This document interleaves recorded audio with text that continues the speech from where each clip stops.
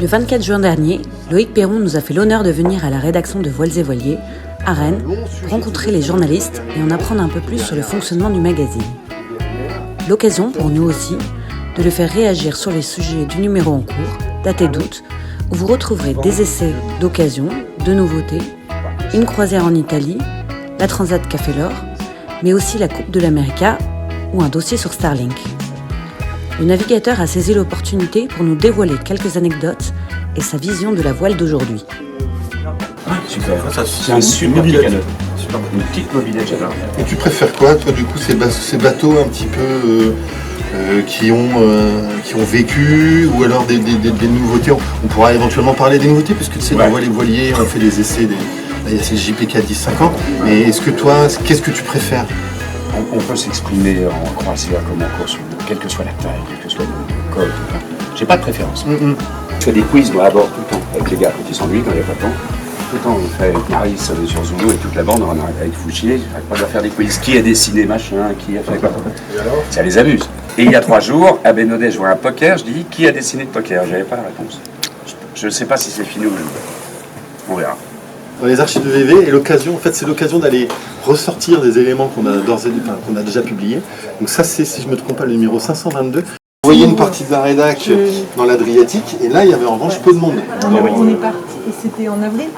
Mais il y a plein de coins ouais, que, tu vois, même Tahiti, Polynésie, j'ai dit là seulement. Dans ce numéro-là aussi, donc il y aura la Transat Café L'Or qui va, nouvellement Café L'Or qui part le 26 octobre. Ça s'appelle comment maintenant, Café? On va sortir des podcasts, Voiles et Voiliers se lance sur les podcasts à partir de septembre, et on en sort aussi une série.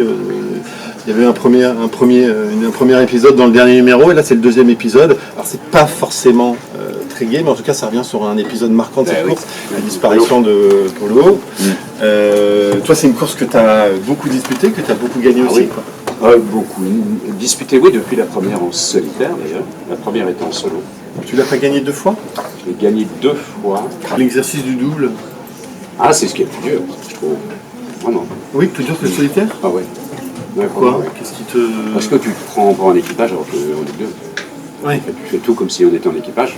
Physiquement, c'est paradoxalement un peu plus fatigant.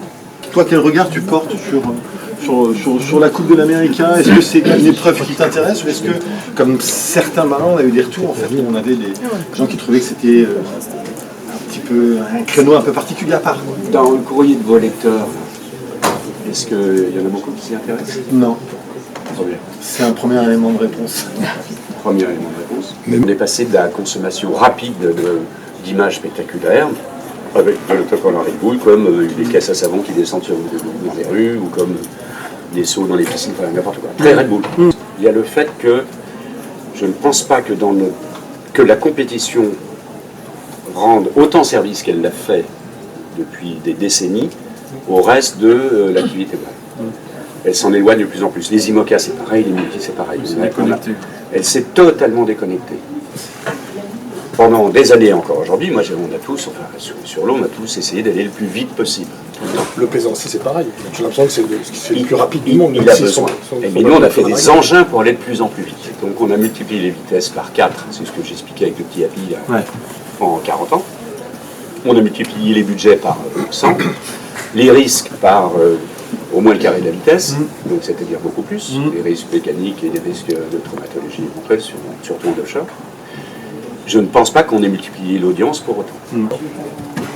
Mais le vrai foiler, le premier foiler à voile qui est en panne en mer, enfin qui est en panne, c'est Molitor. Il y a une vidéo au Gordon Baker aux États-Unis, 60, c'est 10 ans plus tard.